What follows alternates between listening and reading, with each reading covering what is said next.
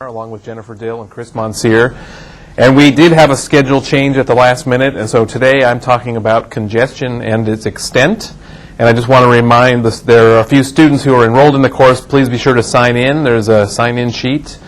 And when it does come time for questions, you see in front of you some microphones that you need to touch and hold as you ask the question so that our web audience can hear the question. So my name is Rob Bertini, and I'm with Civil and Environmental Engineering and Urban Studies and Planning here at PSU. I'm also the director of the Center for Transportation Studies. And today I'm going to be talking about some research that we've been doing for a number of years, but has kind of come to some interesting fruition this year in the form of several publications. And I presented a similar talk a few weeks ago at the University of Minnesota. And so the title, Congestion and Its Extent, I did not develop this. It's a play on one of Freud's famous works, Civilization and Its Discontents, but I can't claim credit for any Freudian aspects to what I'm going to talk about today.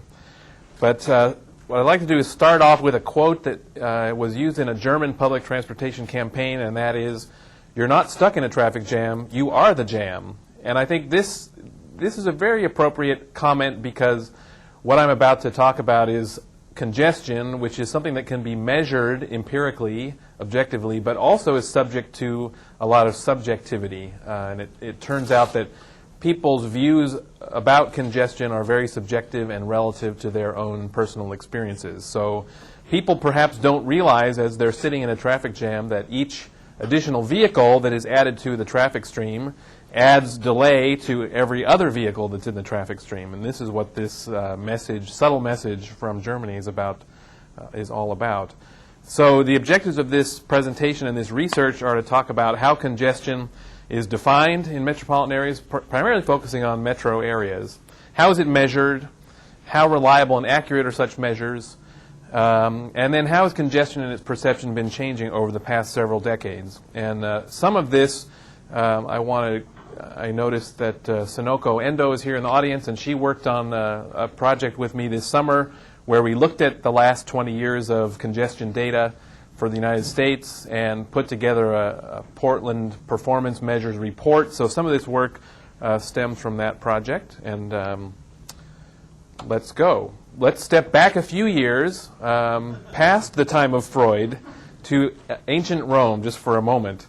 And congestion has been around for a long time, and in what you might say were successful cities over the millennia, some evidence of this is that Julius Caesar instituted regulations to limit carriage travel in Rome. I'm not sure that we want to use Caesar as a role model in any other ways, but there is an indication that humans have been dealing with congestion for a long time. Moving forward a little bit, back in the 17th century in London, the king instituted regulations to control standing coaches. So congestion was an issue in cities like London. Of course, at that time, most travel was being accomplished, most ground transportation was being accomplished by foot, either your own feet or your horse's feet. Actually, that did constrain or dictate the size of cities. So the size of cities throughout history has been determined by basically the speed of various methods of conveyance. So there's evidence that ancient cities were about half hour to 45 minutes walk across. And so I'll mention something about this later on in the presentation as it applies to today. One other interesting thing about London is that in the 1830s, as railroads were beginning to develop, this notion of assigning a monetary value for your time, congestion leading to delay as part of your travel time, putting a monetary value to that came out in 1830. So this is something that in all kinds of transportation-related studies we just assume is valid, but maybe most people weren't aware that we've been doing this for quite a long time. Stepping forward a little bit over to this continent, William Eno is the father, as we say, of traffic control principles. He supposedly experienced his first traffic jam in 1867 on Broadway, and the story goes that he was a child with his family in their carriage, and they were sitting in one place for 45 minutes with no explanation, and there were no variable message signs. There was no navigation system in his vehicle that could tell him why they were stopped. And perhaps he could not even imagine what we use today. But the notion of traffic congestion as an issue really started to come to the fore toward the end of the 19th century. And I found someone did some research and took a look through the literature and found that 1910 was the first time we started actually using the word traffic jam, and that was in the Saturday Evening Post in 1910. And there's a photo there of one of the first traffic control devices that Mr. Eno came up with in New York. So I would like to move forward in time a little bit to the 20th century, and perhaps within the memory of some of you in the audience, starting in around 1960, we started adding a lot of capacity to our roadway network. So this graph shows the real building boom, just using the interstate highway system mileage as an indicator. So people who lived through the 60s and 70s, you can see they lived through a period of pretty extensive growth in a transportation system that was quite different, and that is the fully access-controlled, high-speed, let's say relatively safe compared to other facility types, because you're keeping vehicles separated from vehicles that are moving one speed, separate from vehicles who are stopped, or pedestrians or animals or what have you. So perhaps we can think about how the perceptions of people who grew up during this steep growth period versus some of us who maybe are growing up in the later period where the growth rate has flattened off, how our perceptions might be different.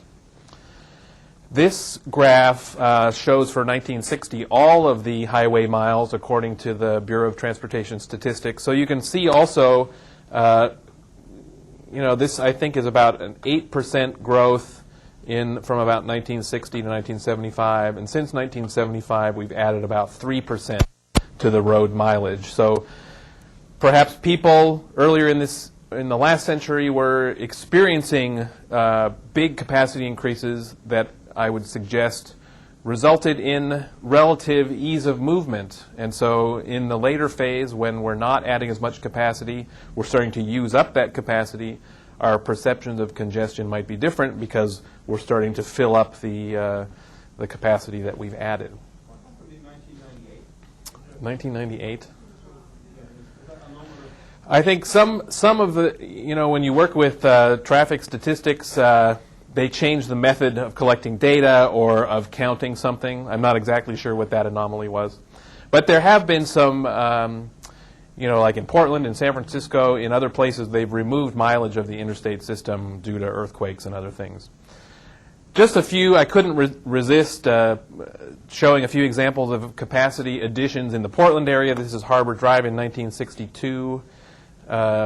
The Morrison Bridge and the Banfield interchange in 66, the Stadium Freeway I-405 in the mid to late 60s, the Markham Bridge and the interchange here in the late 60s, and the Vista Ridge Tunnel. This photo was taken in 1972. So this region saw huge capacity increases in a very short time period. And so I think that's my idea there, is to kind of frame this question of congestion, that people's experiences, what people have lived through, perhaps will cloud people's impressions of congestion. So just to now think about some quick facts on congestion. We can't forget that congestion impacts not only people but freight as well. And the notion of the impact of congestion on freight, I think, has started to gain some attention in recent years.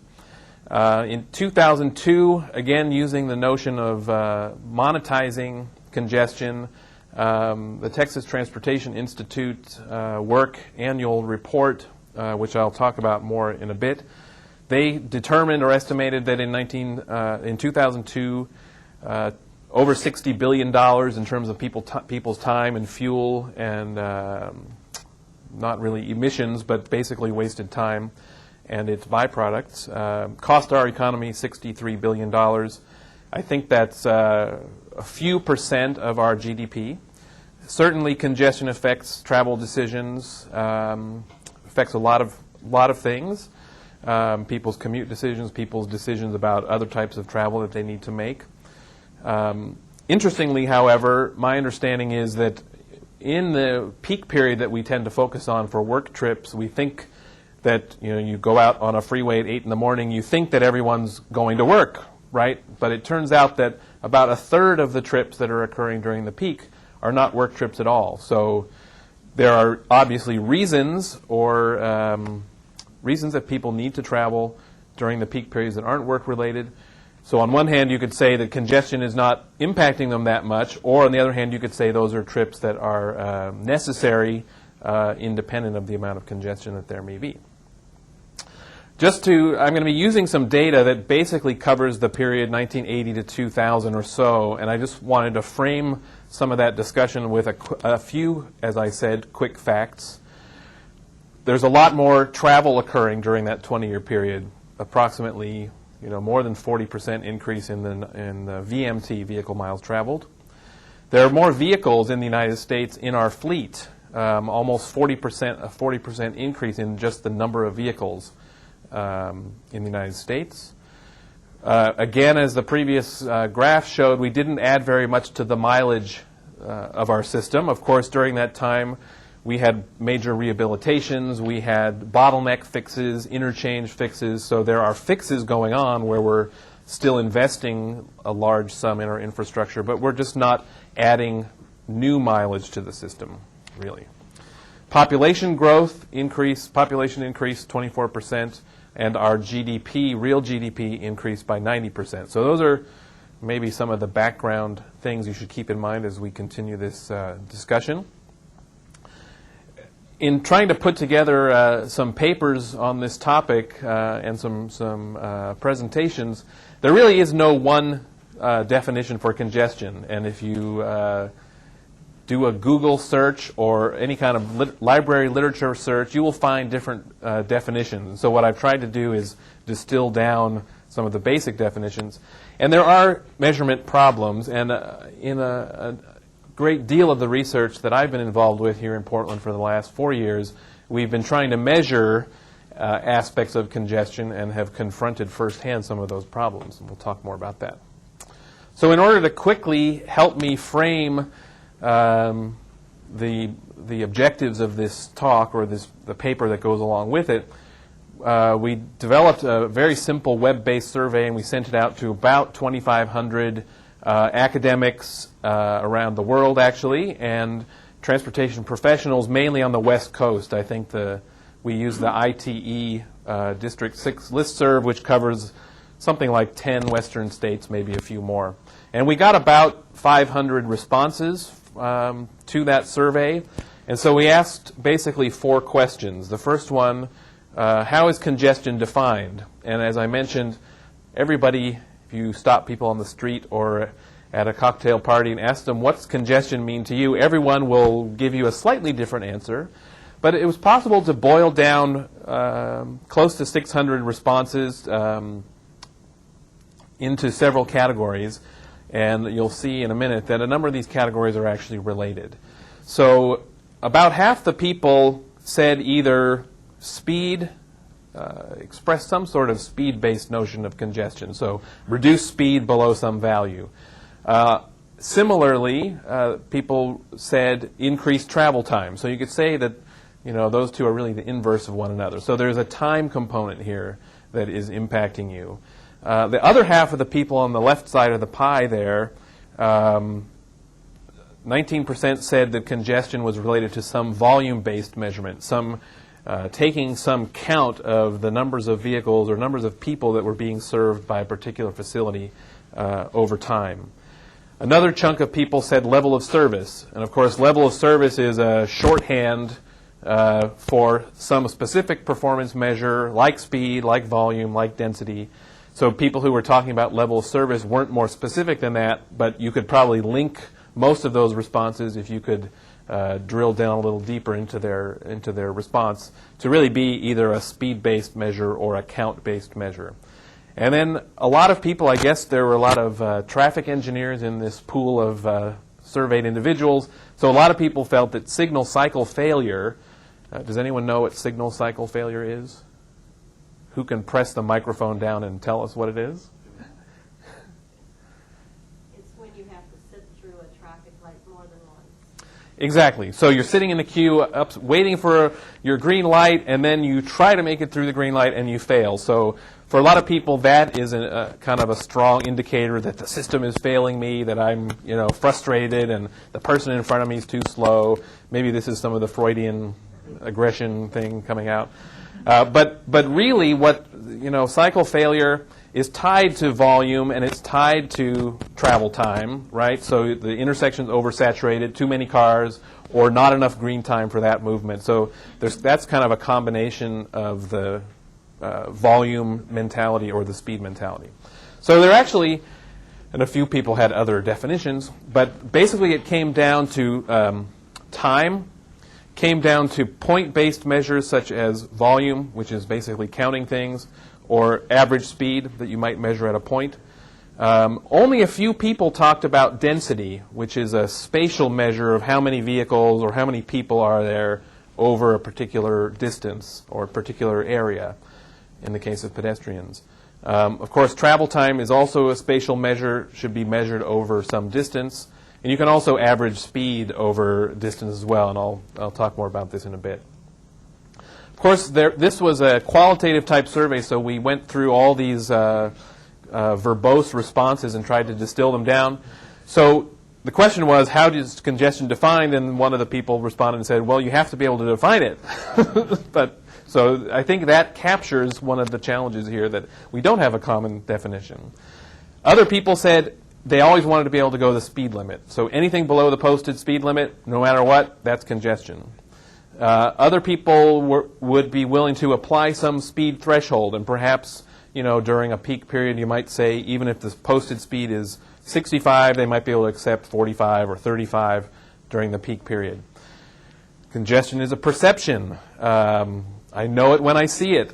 And someone commented that it should be something that's judged not in absolute terms but by community standards. Something that's relative to people's expectations. There were a lot more comments, but those were just a few of the high points. The next question was, how is congestion measured? So you would think there would be some correspondence between how people define it and how people think it's measured. Not quite a perfect correspondence, but many of the same themes that I just mentioned. Most people associated the measurement of congestion with delay. I'm not sure that everyone agrees on what the definition of delay is, but I define delay as the difference between your actual travel time and a free flow travel time. Some people think of delay as the amount of time you're stopped, but actually in the definition that I just provided, you can actually be moving and experiencing delay. Most of the time when you're experiencing delay, you're actually moving. Level of service shows up again and again. Level of service is always linked to some other performance measure like delay or volume to capacity ratio. And then speed and travel time showed up again. Only 1% of the people mentioned density. I guess I'm not used to this room because I always like to ask the students questions. But why do you think, so when you respond you have to hold down the microphone. Why do you think so few people express density? Anyone guess? Speculate? Density involves number of people driving, so people don't want to stop driving. All right. Anyone else? It's probably more visual, because you don't really see what is behind you. I think you might be right, and I don't have the definitive answer. I just guess that people don't know what density means. It's something that's hard to it's hard to say, well, okay, I'm experiencing high density right now. It's something that traffic engineers can measure or can guess, but drivers, people, citizens don't sense the amount of density that they're experiencing. Isn't volume to capacity the same as density? No. Volume to capacity is, I'll show you, there will be a I will mention this in a minute. I'll come back to that. The best comment on this question was, it is never truly measured. And so I hate to put that in here because I guess we could just stop the presentation now, but I think that's partially true. How accurate and reliable are the congestion measures? About half the people said accurate or somewhat accurate, which surprised me, actually. And then about a quarter of the people said kind of so-so, and roughly a quarter of the people said they didn't know or that they're inaccurate. So this was a little bit surprising based on some of the previous comments. Some folks thought that that congestion measures that you hear reported in the news or in the public realm, they might be measuring the wrong things, and this is something I'll come back to as well. I think congestion measurements are only ever a snapshot in time, and I'll talk more about why that's the case in a minute. How's congestion changed? I guess maybe this was interesting. Everybody thinks congestion has gotten worse. And I kind of wonder, what people's time scale people are using, because I think in my experience I've seen congestion go up and down. Maybe over the last 10 years. I've not lived here for 10 years, but other places I've lived, I've seen it get worse and then I've seen it get better. So I think maybe people aren't all using the same time. Some people pointed out that there's a geographical element to this, that in western cities where population is increasing, where maybe economies are stronger, the congestion is increasing, but there are what you might call Rust Belt cities, or cities that are losing population or perhaps in decline in some way, where congestion is actually decreasing. The other point is, there's this issue of being conditioned. The example I like to use is if you have a friend or a relative who lives far away and you don't see their children very often, you see a huge change in their children, even if 6 months or a year goes by. But on a day-to-day basis, you tend not to notice the big changes when you see someone every day. So I think there's an element here that we do get conditioned. Drivers who are commuting on the highways are able to do much more in their cars now. They're able to work, quote-unquote work. They're able to be more productive, perhaps. So there are other things going on in terms of entertainment and communication systems in vehicles that are changing our perceptions. One person pointed out that the flaw in all of these questions that we are asking is that these questions are based on an old way of thinking about congestion, and that this respondent was saying, well, we need to rethink this because we're talking about the way the world used to be. We need to prepare for the way the world will be in the future. Another person thought we should come up with measures of accessibility, and perhaps there have been some studies that have tried to build in the presence of transportation options into developing congestion measures. So if you're in a city where you have to drive, perhaps the level of service or the congestion measure should be different than in a place kind of like Portland, where people do have options, modes, etc., that are available to them. So we also conducted a pretty extensive literature review trying to find out, well, what are states and localities around the country and a little bit around the world, how are they defining congestion?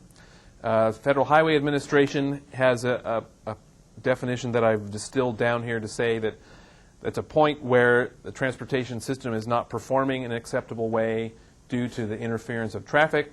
And they point out that it's not a static definition, but this definition can vary by facility type, location, or time of day, which I think is good. We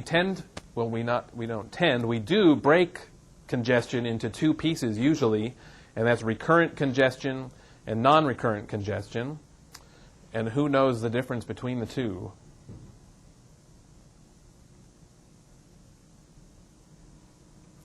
I would think that recurrent congestion would be that which would be expected regularly, and non-recurrent with incidents in construction. Correct. So recurrent congestion occurs regularly, and non-recurrent congestion is that due to random events such as incidents, construction, special events, blazer games, etc. And the reason that we split them into two is that we often think that there's more we can do about non-recurrent congestion by managing the system better.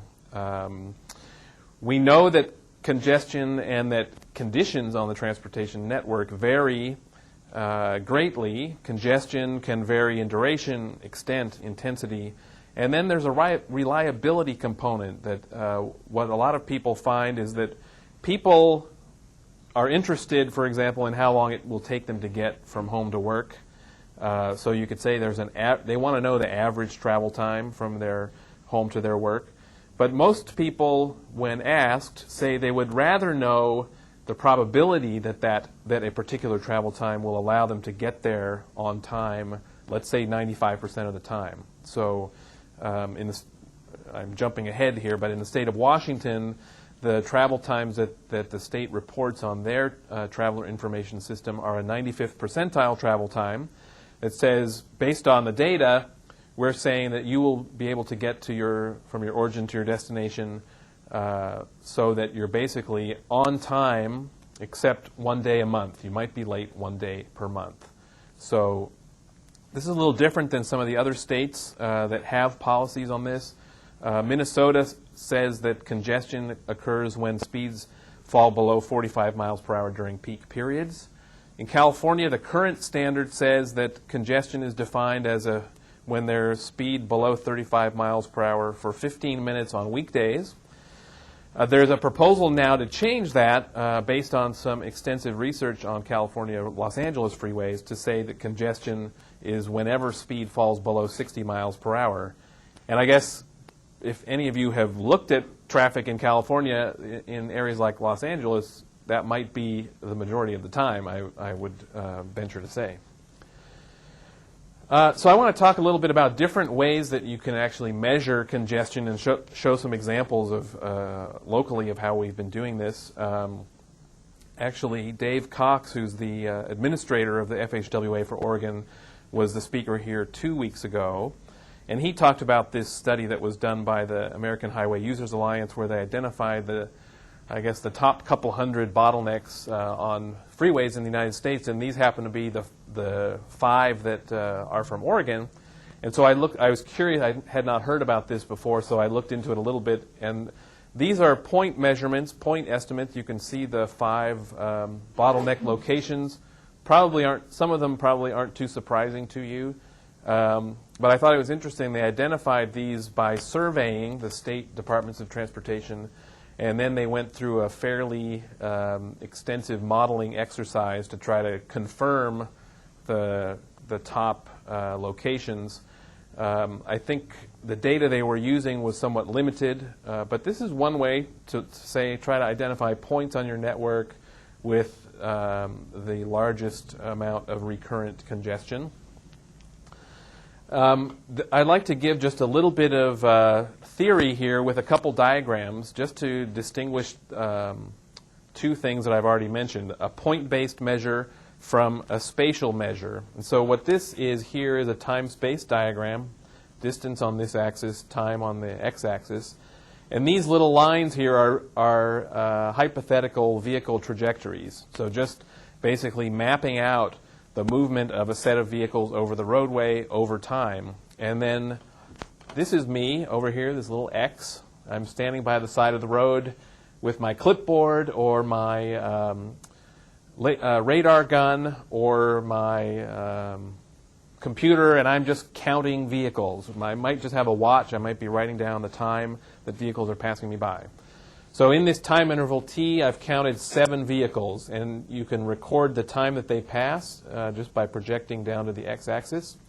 And if I had some students or some friends also positioned at other points along this road, and we had a way of communicating so that we started recording passage time with the same vehicle, and if we didn't have any driveways or intersecting streets, we could create this map of the vehicle trajectories.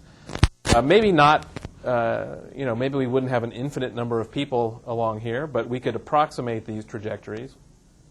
We could, at any point, take the number of vehicles we counted, divide by the time, and that's the flow or the volume that is passing that section.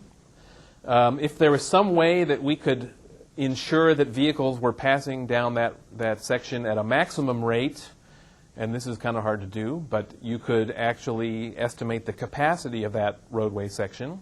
and that's also a point-based measure. You could divide the volume you observe by that capacity measure, get a volume to capacity ratio. Again, that's a point-based measure that can be converted to a level of service.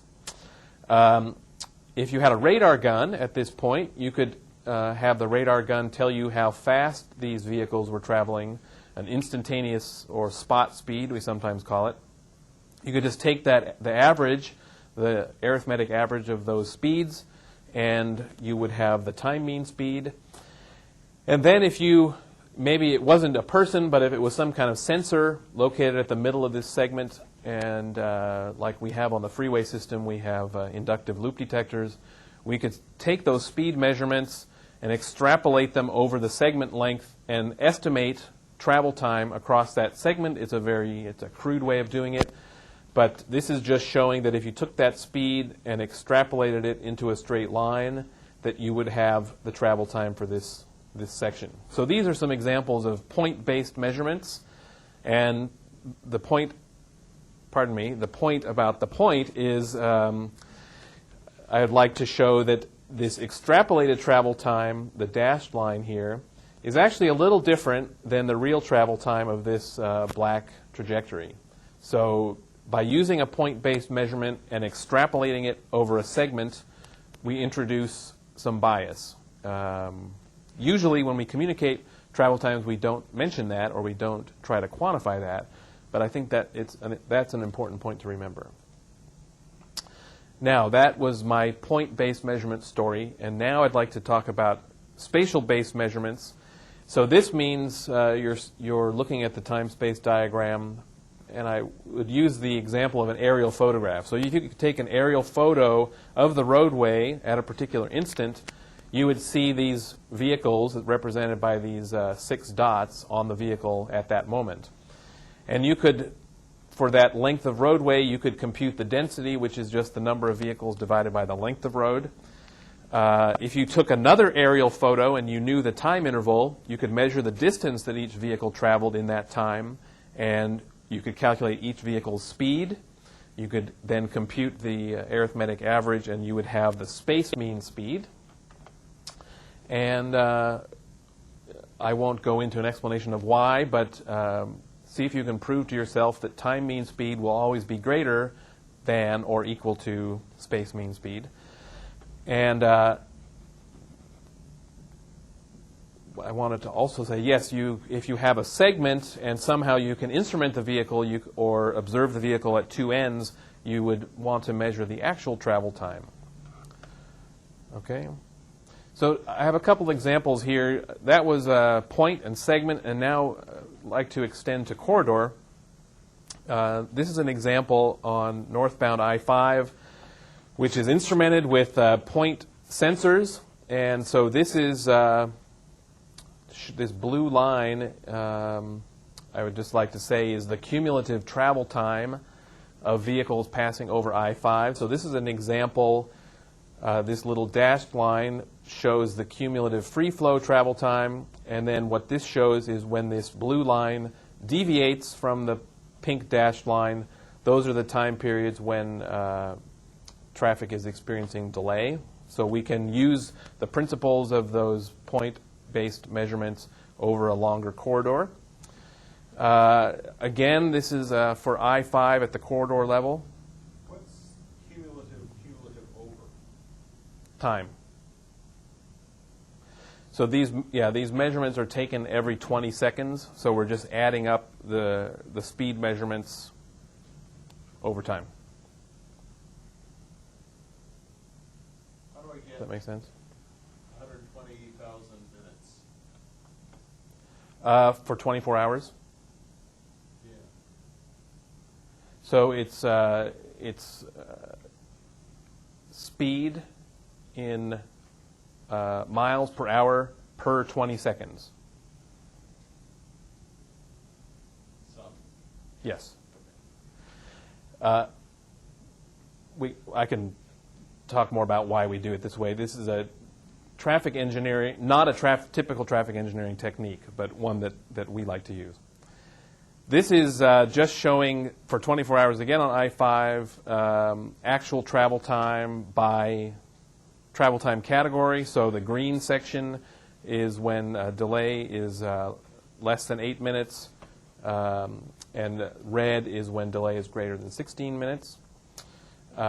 This is an example over the I-5 corridor south of downtown Portland. The background diagram, so for a morning peak period going northbound, this is northbound I-5. The color in the background is showing the speed of traffic, so you can see at about 7:15 on this particular morning, the speed started to drop. And these black lines are actually trajectories of TriMet buses that are driving on the freeway. So this shows that the buses' trajectories are approximately parallel until about 7:15, when you start to see the buses experiencing delay and basically the buses being stuck in traffic along with the other vehicles. So this is a way to take point-based measures which give us the speed diagram in the background, and we overlay on top of that segment-based measures which are coming from the TriMet buses. So we've talked about points and segments and corridors. What I'd like to also mention is that we very often forget to talk about trips.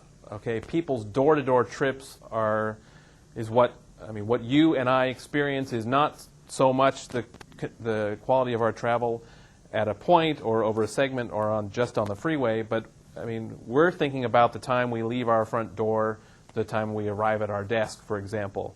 So this comes from a paper, or the numbers in the little table here come from a paper that Brian Taylor wrote a while back, and I just plotted it graphically to illustrate this blue trajectory is really kind of like a time-space diagram, time and distance. It shows this hypothetical person walking to their vehicle, driving on a local street at 12 miles per hour, driving on a collector street at 16, an arterial at 20, and then spending on the freeway 23 minutes or so, traveling at 25 miles per hour, then exiting the freeway, traveling on an arterial, spending some time finding a parking space in a parking structure, and then walking to their office. So what I've done with this gray bar across the top is put the percentage of their time for each particular component of the trip, as well as on this axis the percentage of the total distance traveled. So 57% of the distance occurred on freeway, but that was a little bit less, 40% of the total time. So the point that I wanted to make is even if you could improve the freeway travel so that they were traveling 60 miles per hour, of course you're not changing the percentage of their trip that is the distance that's occurring on the freeway, but you're still, by saving them, roughly half of their freeway travel time, their total trip time goes down from 36 to 27. So if you're only focusing on, for example, the freeway component of a trip, you're neglecting everything else at the two ends. And I think one thing in the past that we've done is we've forgotten that it's people making these trips and that people are worried about what happens from door to door as opposed to just what happens in the middle. Now I want to zoom out a little further from a total trip to a total metropolitan area, and some of the things that I've mentioned already feed into this next discussion. But this is a map that shows points for the Portland metropolitan area where the Oregon DOT annually collects traffic count data. Most of these green dots that you see every 3 years, ODOT or the city or county where those roads reside will collect 48 hours worth of counts. So roughly once every 3 years for 48 hours we will collect counts at these locations. And then there are some blue points and some red points where the blue points are where we do vehicle classification counts, and the red triangles are places where we have permanent traffic recorders that give us hourly traffic counts 24 hours a day, 365 days a year. So metropolitan mobility measures are taken from an array of points, something like this, and extrapolate it up to the total road mileage for the metropolitan area. And this is called the Highway Performance Monitoring System. That's a federal reporting system that has been used for reporting mobility measures for metro areas. And this shows the Portland, Vancouver urbanized area. So anytime you hear congestion or mobility measures for Portland, you're really hearing about Portland, Vancouver. And many people don't realize that these measures all include Clark County, as you can see on the map. It's close to 500 square miles, 1.6 million people, which is different than if you were just talking about the city of Portland or just talking about Multnomah County, just talking about the Tri-County area, and also different from if you were just talking about the urban growth boundary. So all these things do not have the same boundaries or the same definitions. So these measures that I'm going to show you now in a minute are for this region, Portland, Vancouver. So the next set of slides will be similar to this in that we're looking at a 20-year period from 1982 to 2002. And at the end, I'll give you a website that has the whole report that contains all of these graphs that you can spend time this weekend reading.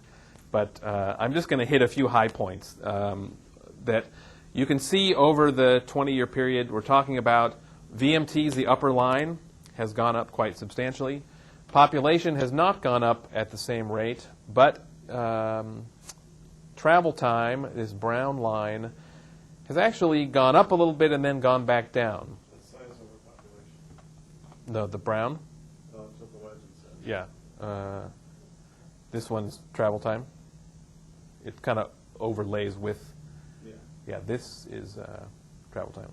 Okay, so a couple other trends. This is actually, it's the number of square miles in the urbanized area. And that's U.S. Census definition of the urbanized area. The thing I wanted to just add here without showing too many transit slides is we've seen travel time go down, we've seen VMT go up, but in this period from about 1990 to 2000, Portland added 23,000 new transit riders, which in that time period is number 5 in the nation. So of course, in this region, we invested a lot in transit, but also there's been payoff in that large numbers of new riders. This is a little complicated, but the upper line here is the increase in freeway vehicle miles traveled. The dark green line is the increase in arterial vehicle miles traveled. And then this lighter green line shows the increase in arterial lane miles. And the red, the increase in freeway lane miles. So over that 20 years, you could say that the growth rate in arterial VMT and arterial lane miles were roughly the same in this urbanized region. However, in the case of freeways, we've not been adding freeway lane miles, but we have been adding freeway VMT. So basically, how is this expressed in your own experience? I mean, we're using if you think of a 24-hour period and a freeway, there's a lot of capacity there. But perhaps in 1982, we were using part of it during peak periods, and so now we're using, of course, much more of it. So the notion of 2 distinct peak periods on many facilities here and throughout the country has gone away. We've got sort of this 2 peaks, but then sort of a big fat part in the middle. Now these slides, thanks to Sunoco, these slides show comparisons with other large urban areas. So areas with populations between 1 and 3 million are all shown on this graph over the 20-year period. We've highlighted some cities that we think are similar to Portland, and so we've also plotted with this dashed line an average.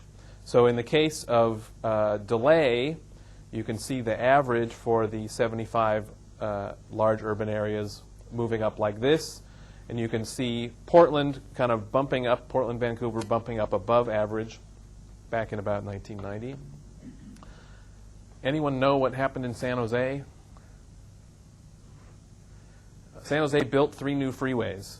They voted to tax themselves in Santa Clara County and opened up 3 new freeways. They have also voted to tax themselves to build new light rail lines. So they've been building a lot. And so you can see that there was a large drop in the amount of delay. So delay, we already talked about what the definition of delay. Perhaps people are not feeling delay, but perhaps people are feeling their total travel time. So, of course, that's going to be a little bit, those are slightly different measures, so we want to look at travel time. You can see that in the average urban area, the total travel time spent over a year has gone down a little bit in recent years. And Portland, Vancouver is hovering here below average and among the lower few cities in that collection of large urban areas. You can see Sacramento has declined. They've added some high occupancy vehicle lanes. They've added some light rail lines. So that's the travel time picture. Now the travel time index is another way of twisting this around, taking the actual travel time, dividing by the free flow travel time, and coming up with an index. I always joke with the folks from the Texas Transportation Institute because this acronym TTI is the same acronym as their organization. So as the Center for Transportation Studies, we've got to come up with our own CTS measure. I'm not sure what that's going to be yet. But this shows the average travel time index going up, and without going into too much detail,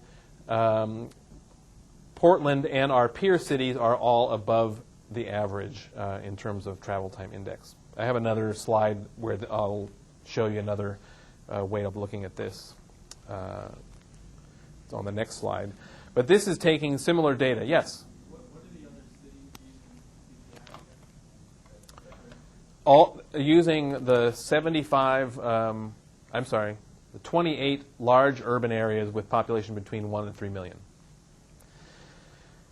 And so this is taking the same data and now just plotting it in a bivariate plane. So population on the x-axis, annual hours of travel time, peak period travel time.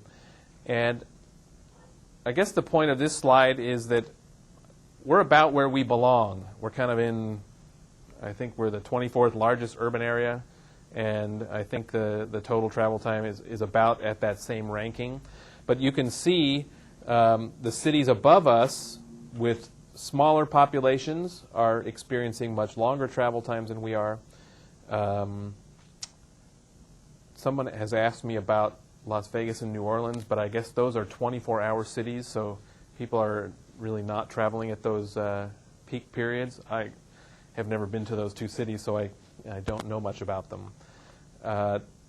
This is the travel time index and versus hours of travel. And again, here in Portland, with our peer cities, we've got travel time index on the high side. But the cities down below here, I think you could say that many of them are less like Portland than others. They're, from a regional standpoint, some eastern cities here. Cleveland is a city that's been losing population. So finally, this is an interesting plot that I found where people have tried over many years to figure out how much people travel in a day. And there have been a number of studies. I mentioned this earlier, this notion that ancient cities were sized such that people could walk across them in 45 minutes or an hour. Maybe that isn't the right number, but what this is showing that somewhere here, between 60, 70 minutes, at least since the mid-60s, in a number of these studies that have been done, the total amount of time that people spend traveling during the day has not changed that much. I'm not sure what was happening in this study here. This is not my graph. But I think this is an area of research that should be revisited. We should figure out, in terms of people's lives, people's 24 hours that we all have per day, how much of that are we spending traveling in order to satisfy our needs and our activities and our families and so on? So a few other viewpoints in our literature review and in talking with a lot of people about congestion. There are a number of people who say that congestion is good. If congestion is occurring, that means you're doing something right, because people all want to be pursuing social and economic activities at the same time, at the same place. It's a sign of a healthy economy. Other people I mentioned before are working at developing measures that link congestion measures or performance measures to the availability of alternatives. I think a number of people have talked about, well, what are these trips, non-work trips that are occurring during the peak period? Can we figure out why these are occurring? Are there alternatives to the trip making during the peak? In general, I think we need to do a better job at defining the problem. And there have been a number of papers that I have looked at recently that point this out, that in a local area, before we express performance measures such as congestion, delay, etc., as being a problem, we need to look at what the real problem is, define the problem for the local community, involve the stakeholders, be more specific. I think, as I tell my students, the hardest part of research is defining the problem. And most of the time, by the time when you've defined the problem, it's 90% of the work is done. And I think this is important for this topic as well. So I would conclude here by saying that in trying to measure and define congestion, there's some reality and some perception, and we need to accept that. I would say that we are past the time that we can try to build ourselves out of congestion.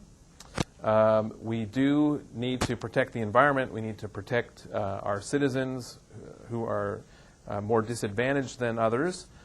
We need to develop new methods for measuring the performance of our system, and we're working actively on that here at PSU.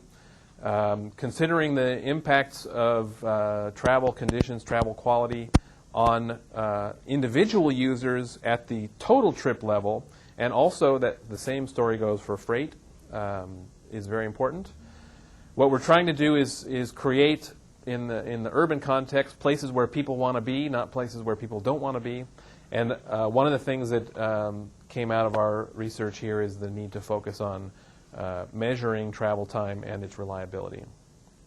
So I came up with a few next steps, and organizations, options, and operations. And so I would say, if talking to an audience in any urban area, I would say that organizations have to talk to one another, whether they're planning or operating or design organizations, which I think we do a pretty good job of here. Other places that's not true. I can't claim any credit for that, but that's just my observation. Sharing resources. Nobody has resources nowadays. So the only way we're going to succeed is by leveraging one another's resources. This notion of having little fiefdoms operating pieces of the transportation network is, I think we're past the point where we can do that, because from a user standpoint, from a shipper standpoint, they don't care what city they're in, or what county they're in, or even what state they're in. They just need to accomplish their journey from origin to destination. Providing options in terms of modes, routes, connections, and financial options will be how we will be proceeding in the future. And there's still more we can do in operations. We can operate our system more intelligently, focusing on bottlenecks in the system, managing our system, giving people information about how the system's operating. So I'd like to conclude, but I'd first like to acknowledge Brian Greger at ODOT was instrumental in, I guess, inspiring us to work on this performance measurement project. Tim Lomax at TTI basically gave us their data. Chris Monsieur and Jennifer Dill and Jacob Baglian helped with some of the analysis. I already mentioned Sunoco, who was instrumental in this project, and I'd like to thank you for your attention and be happy to answer any questions.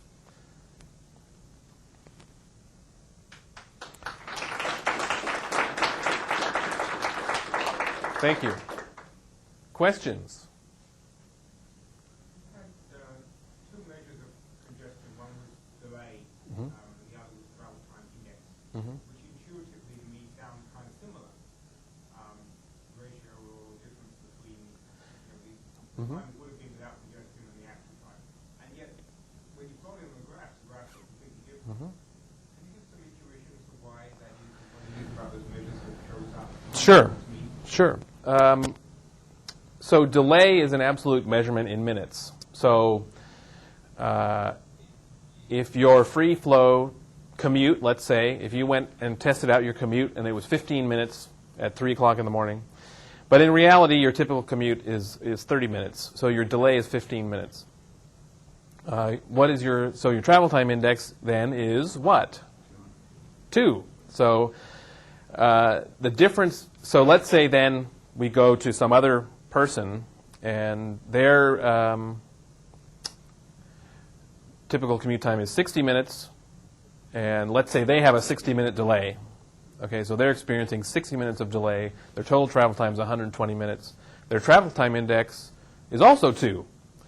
So to me, the travel time index is capturing something, but it's really capturing a speed, a point-based speed sense, I guess, as opposed to the total length of the time, because it's really not communicating how long not only your free flow travel time is, but your actual travel time. So what I've heard people say is that in a place like Portland, where we're more compact, where people are traveling shorter distances, they may be traveling more slowly and yet still taking a shorter time to do it, to accomplish the total commute time. But if you go somewhere, and I hate to stereotype, but Houston or Phoenix, where people are traveling long distances but at high speeds, the comparison becomes much fuzzier in if you're trying to compare urban areas. And I guess I won't argue that you should or shouldn't do that. It becomes a little trickier to use the travel time index as a measure.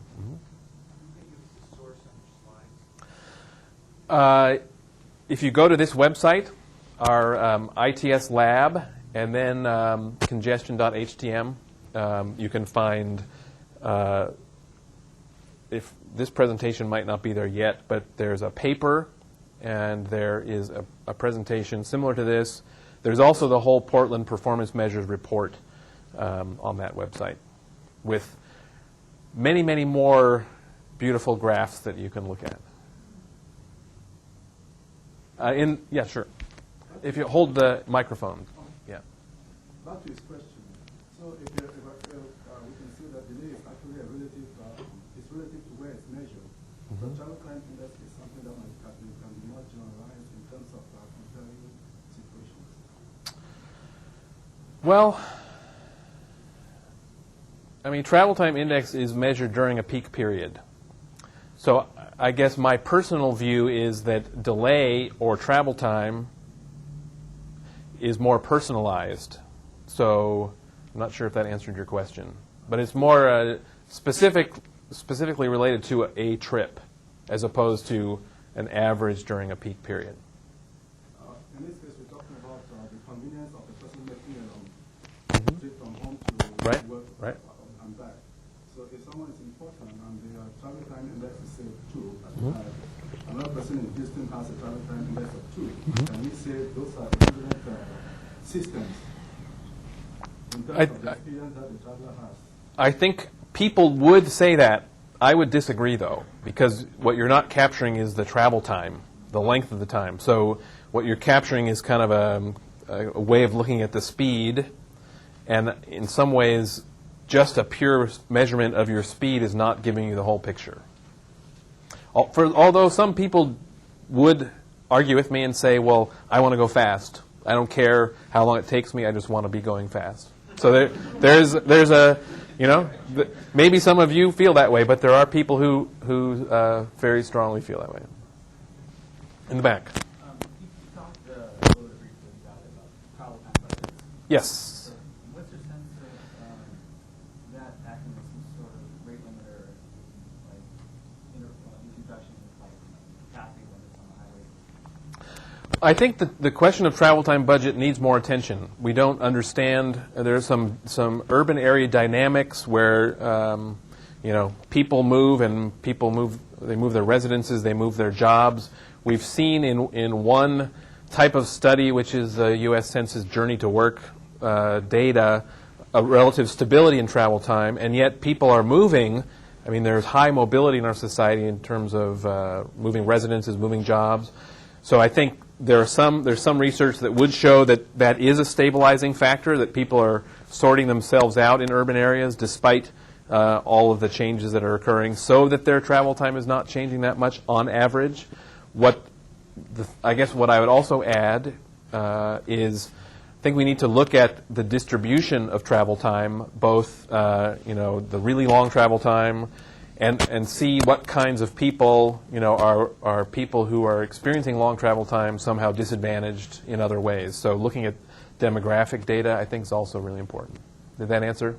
Yeah, I was wondering if there was some sort of stratification across the population. And that's why I think there needs to be more current work in that regard. I have not done any myself, but I think it would be very interesting.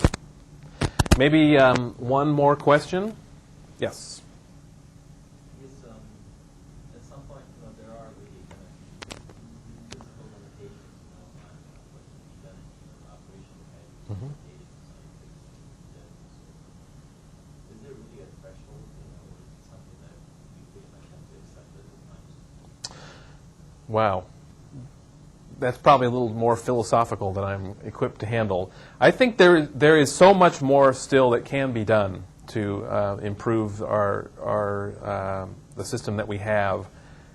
I guess I don't feel there will be a breaking point in my lifetime. I think we need to look at a lot of other aspects of our transportation network, like the energy consumption issue, the equity issue. Those things we need to work out. We need to focus our attention on.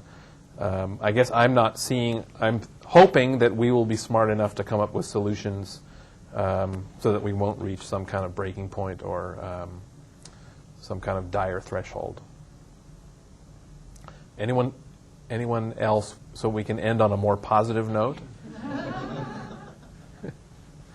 I will say next week we will have a holiday, so I wish you a happy Thanksgiving. And then the following week, our last seminar of the term, Craig Dewey from the Federal Highway Administration, Western Federal Lands Division, will be talking about context-sensitive, multidisciplinary design of historic roads in Western national parks. So I look forward to seeing you in 2 weeks. And be sure that any students have signed in. And if you didn't ask a question, please leave a question with me before you leave. Thanks for coming. Thanks for your attention. Thank you.